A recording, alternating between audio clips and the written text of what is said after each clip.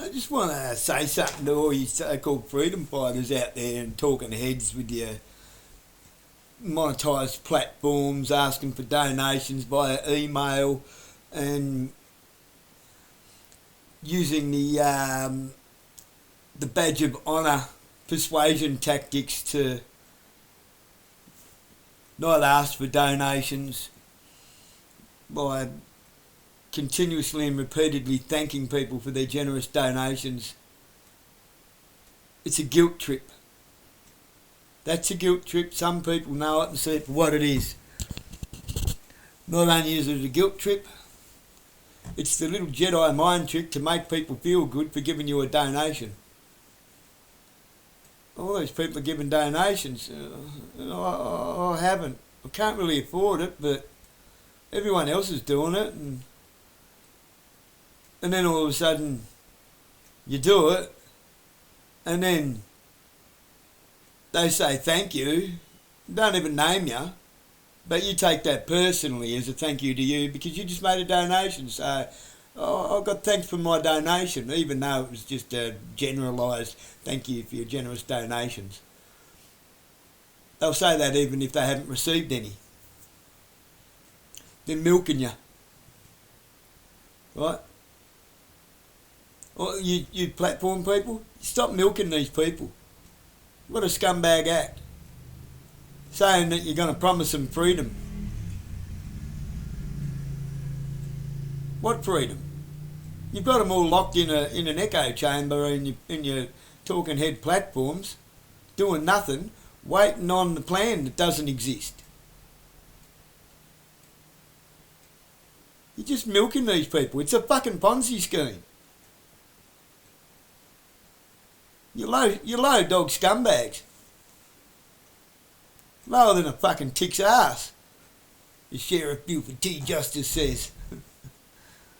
Not on my highway. Don't play with yourself. Wouldn't look good on my highway.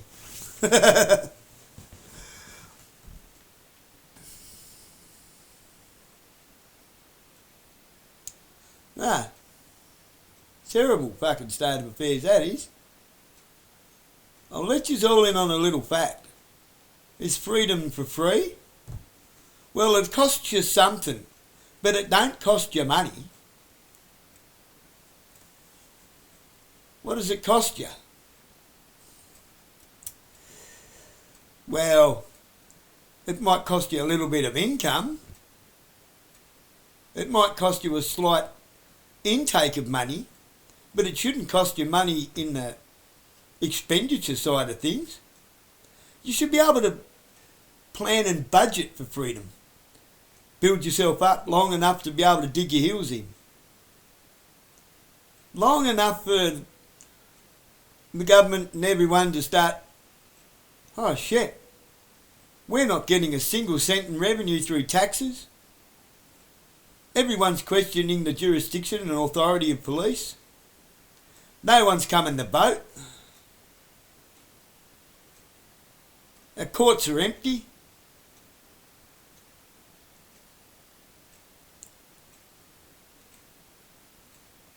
And everywhere we go, all we hear is the word no from people who just sit on the floor and refuse to walk of their own reconnaissance. And not only that, nobody's actually reacting. They're responding instead. So there's a book that would do people well to read called Respond, Don't React. The problem is that we're all reactive instead of responsive. What we need to be is proactive in being responsive. We have to be smarter than what we have been.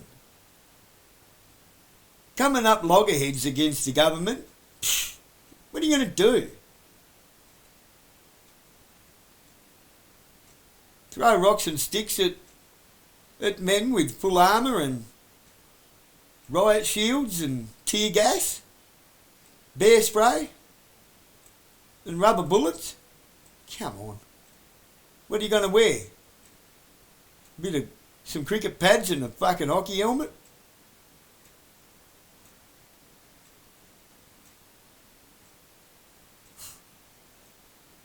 It doesn't work like that. It never has. I've been trying that shit for fucking centuries.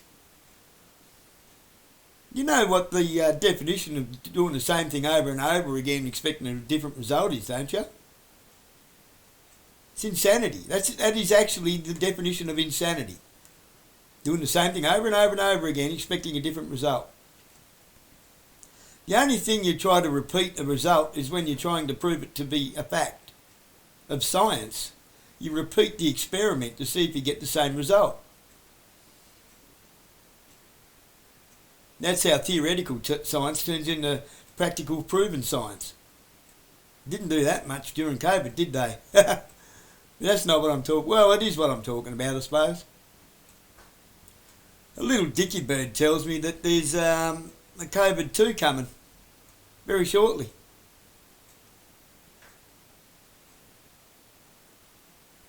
A little dicky bird with connections to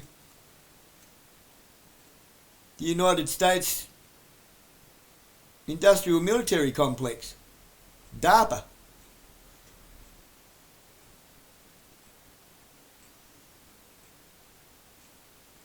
A little dicky bird tells me that actually it's a big fat dicky bird by the name of Giovanna Simpson. Told me straight to my face. Bernie is going to be the state's blueprint for the 15-minute digital smart city where we're not going to be allowed to drive. We're going to have our cars taken off us. Did you know that? Well, you can keep your car, but it'll only be one route that'll take you to another town where you'll go to a bus to get on a bus or a taxi or walk to your grandmothers, your mothers, your daughters, your brothers, your sisters, your cousins. Limited amount of times a year on your own vehicle. You can travel public transport as long as you use your digital ID. If you don't, that camera that's been sitting there waiting to be switched on out near Sharman's Butchers on the highway, it's never been, did you know it's never been switched on? They've never used it yet. That facial recognition camera that's sitting out there, that people think is a speed camera, they've never really used it other than when they're really looking for someone, like Bone. It's how they know whether he's in Devonport, Burnie, Launceston or Hobart.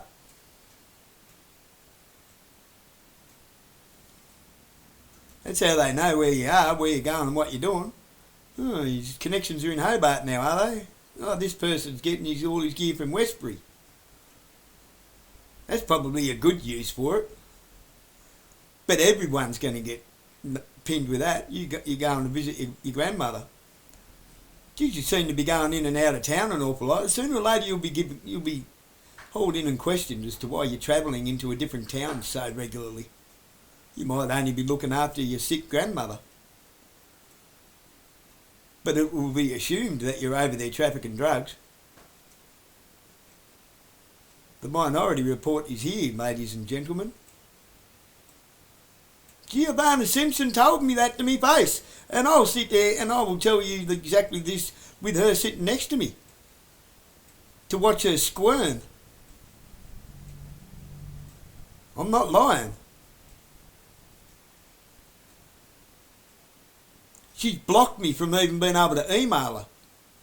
I've got politicians that have got me on a block list now. I can't even email them. It just bounces back to me. The server rejects my emails. Oh yeah, I'm red flagged, you better believe it. All because of my political stance, but nothing else. And because I say it how it is, if I think you're a fat, if I think you're a fat, greasy, slimy grub, I'll call you fat, sleazy, slimy grub. If I think you're a sick, perverted, twisted prick because you're parading people with gender dysphoria around at a council meeting just so you can corner yourself a little bunch of votes and create division and angst in our society, I'll fucking put you on that fucking pole and I'll make sure you hang on to it. I'm quite happy to put that label around your neck. You can wash it and fucking relabel it and paint it every which way you like. No matter how much lipstick you put on a pig, it's still a fucking pig. Freedom comes at a cost of time. It comes at a cost of maybe a couple of people might have to get a little bit roughed up. But you let it happen. You just don't let them really hurt you. You don't fight back. You just be awkward. You're not resisting anything other than being hurt. When an officer tells telling you off for resisting arrest when all you're doing is not letting them hurt you, and you're keeping your hands in your pockets or behind your back, not letting them grab hold of you, that's not resisting arrest. That's resisting assault. That's all it is. Don't get into punch-ups and scuffles with them. What a waste of fucking time. You're playing straight into their hands. You're falling for their tactics of making you look bad in court for the socially engineered court of society, the general public opinion.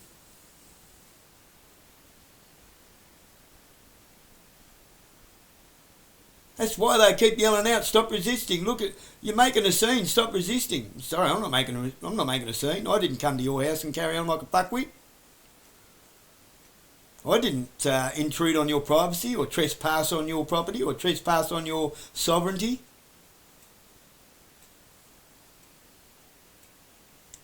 All you have to do is state the facts, or nothing at all. All you need to say is no. You don't owe them any explanation whatsoever. When you know that you're in the right and you know that they're doing the wrong thing, morally, ethically,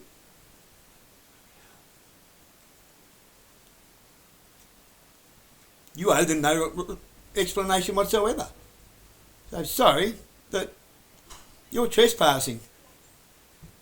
If you don't have the words, you don't have the knowledge to question your jurisdiction, all you need to say is, look, my conscience tells me that I've done nothing wrong, and the way that you're making me feel with your standover tactics and wanting to put your hands on me is making me feel threatened. I don't owe you an explanation. And you just sit on the ground. You sit on the ground. Let them be the assholes. You don't have to be an arsehole. You don't have to play into their game. Just let them be the arsehole. Eventually, it works against them. Stop engaging with government. Stop voting. Stop all that shit. Just stop. You don't need some talking head to fucking G you up every Tuesday night on the Green Room. You don't need to watch Voice of Freedom every night on FluffTube.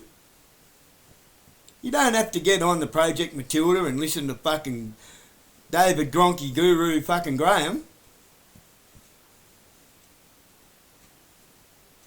The concreter from Wollongong with his fucking lip hanging out over his fucking... Hey Dave, you're going to need a fucking cap with a hat with a bigger fucking brim on it soon. You're going to end up with a lip like a rubber dinghy, mate. Perhaps you should get that looked at. Instead of putting fucking horse paste on it all the time. Yeah, people, he actually is doing that.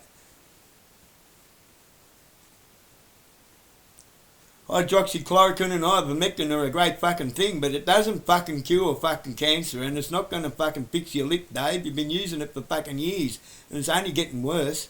Look at you now. You're starting to look like a fucking mummy all wrapped up in bandages.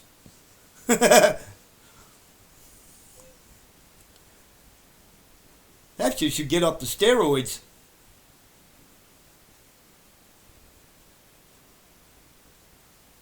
Perhaps you should get off the gear. People reckon you're on the gear. I'm not going to say you're on the gear. But by geez, I've been around a bit. I know a thing or two about being on the gear, and you seem to have a trouble keeping on track with conversation. And you love to butt in. Everything's all about you, isn't it, mate? self hyperfixation is yeah, that's a character of being on ice. That's a character trait of being on ice. Self hyperfixation. Everything's about yourself. I, me and I, and this and that and me. Oh, that reminds me of me.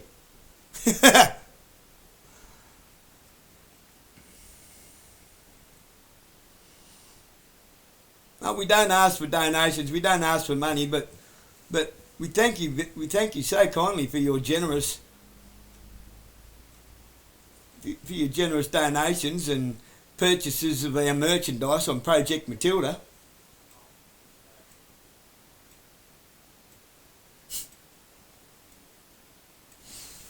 Anyway.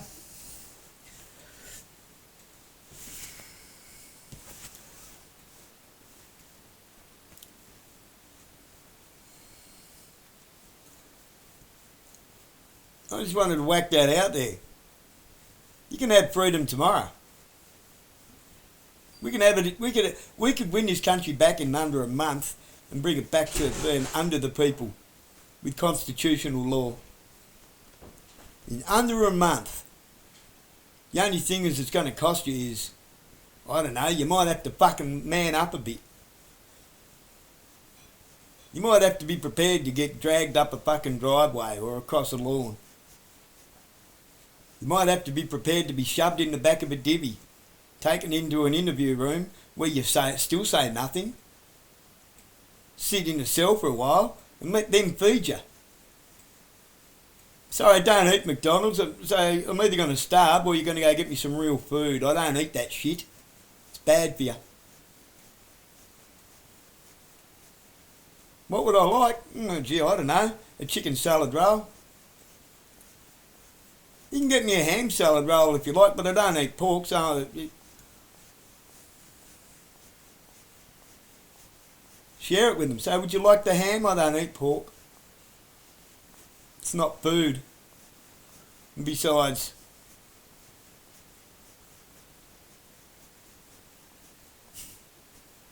You could be real cheeky with that, couldn't you? Now, I'm sitting here at a police station. I'd hate to be a cannibal eating pork.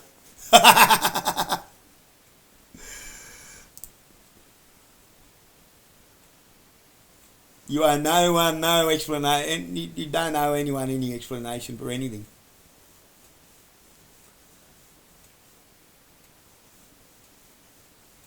But if you don't know anything other than your own conscience, don't try and outsmart them. You never will.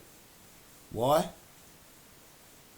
Because they have bureaucracy on their side. They have legislature and policy, not law. They don't know the law any better than a fucking rock in your driveway. But they know about their company policy and corporate legislature. They have people that we pay good money to get them out of the shit when they do wrong by us. Don't you think that's a bit of a backwards scenario? Oh, we looked into it and found ourselves to be clear of any wrongdoing. Of course you fucking would. I didn't pinch any fucking bubble gum, said the cunt with a pocket full of bubble gum. Anyway. I love you all. Love you all, and God bless Australia, and when am I meant to put these oranges in, mate? Fucking bowl them home one at a time. Get panic. Alright, love you all. God bless you.